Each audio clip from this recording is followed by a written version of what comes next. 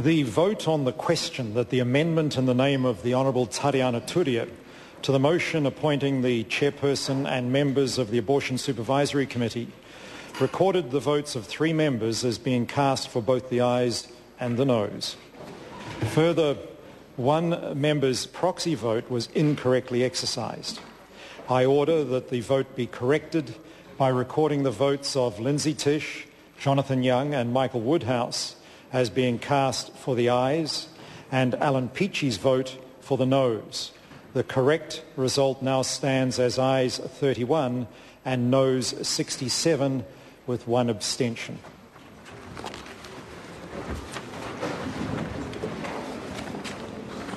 Mr. Speaker. The Honourable John Carter. Mr. Speaker, I wish to make a ministerial statement under Standing Order 347 in relation to a further extension of the state of national emergency in Christchurch City. Today, Tuesday the 12th of April, I further extended the duration of the state of national emergency in Christchurch City under Section 71 of the Civil Defence Emergency Act 2002. This is the 8th extension of the state of national emergency that applies specifically to Christchurch City since it was first declared on the 23rd of February. I consider the extension necessary as it enables the National Controller to continue exercising his powers and functions under the Civil Defence Emergency Act to further stabilise the situation in Christchurch City. Some members have expressed interest in knowing the authorities of the National Controller has used during the state of national emergency.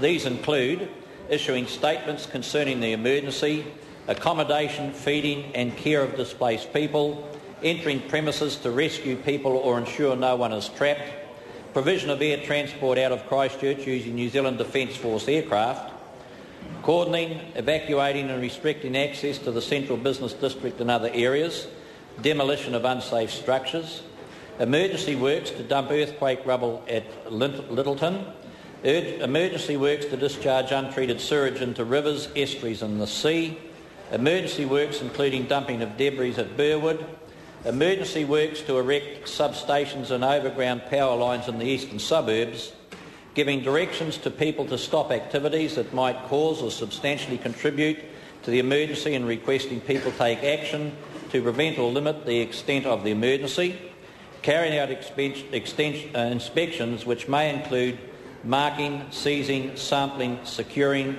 disinfecting or destroying any property, animal or any other thing in order to prevent or limit the extent of the emergency. The state of national emergency in Christchurch will be lifted when I'm satisfied that the situation is stabilised sufficiently and the powers available through the state of national emergency are no longer required. The Honourable Trevor Mallard. Mr. Speaker, we don't intend to take a long period debating this. So I think it's fair to say that after 8 repeats, I think the Minister's on his last chance this week. Keith Locke.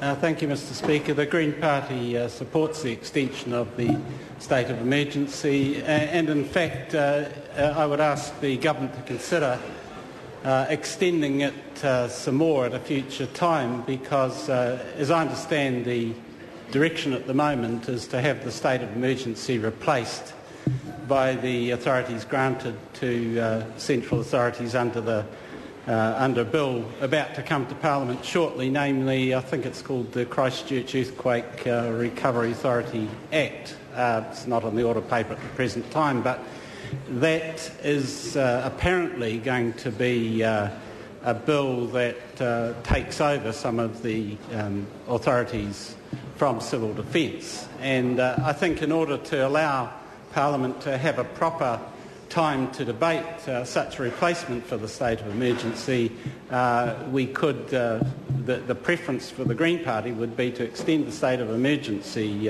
powers and allow a proper considered discussion of this bill to come before Parliament with a proper select committee procedure, particularly given it will cover all of the different things covered in the Minister's statement and even go beyond that, as I understand it, to some central direction of planning, which raises a whole lot of questions about local democracy. So it would be much better to extend the state of emergency for some weeks while we have a considered discussion of the bill that's about to come before Parliament. Does the Minister wish to exercise the right of reply? No. Are there any petitions?